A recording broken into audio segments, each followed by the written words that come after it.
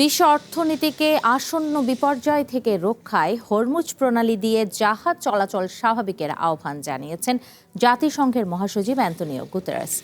সোমবার নিরাপত্তা পরিষদের অধিবেশনে দেয়া বক্তব্যে ইরান সহ সংশ্লিষ্ট পক্ষগুলোকে সংকীর্ণ এই জলপথ অবিলম্বে খুলে দেওয়ার দাবি জানান তিনি। প্রণালী দিয়ে জাহাজ চলাচলে কোনো শুল্ক আরোপ না করার অনুরোধও জানান গুতেরেস।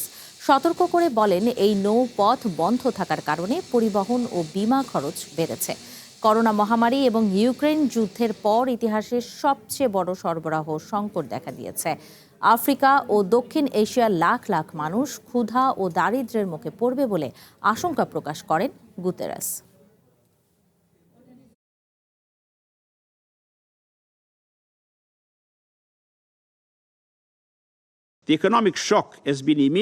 আমি সব পক্ষের কাছে অনুরোধ করছি, প্রণালীটি খুলে দিন, জাহাজ চলতে দিন, কোনো বাড়তি টাকা বা শুল্ক আদায় করবেন না, বাণিজ্য শুরু হতে দিন, বিশ্ব অর্থনীতিকে একটু স্বস্তিতে শ্বাস নিতে দিন।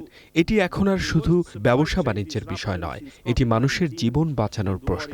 কোভিড-19 বা ইউক্রেন যুদ্ধের পর এমন বড় বিপদে আমরা আর পড়িনি। পণ্য চলাচল বন্ধ থাকলে আফ্রিকা ও দক্ষিণ এশিয়ায় কয়েক কোটি মানুষ চরম ক্ষুধা ও দারিদ্র্যের মধ্যে পড়বে। Delays and rising costs are slowing life-saving deliveries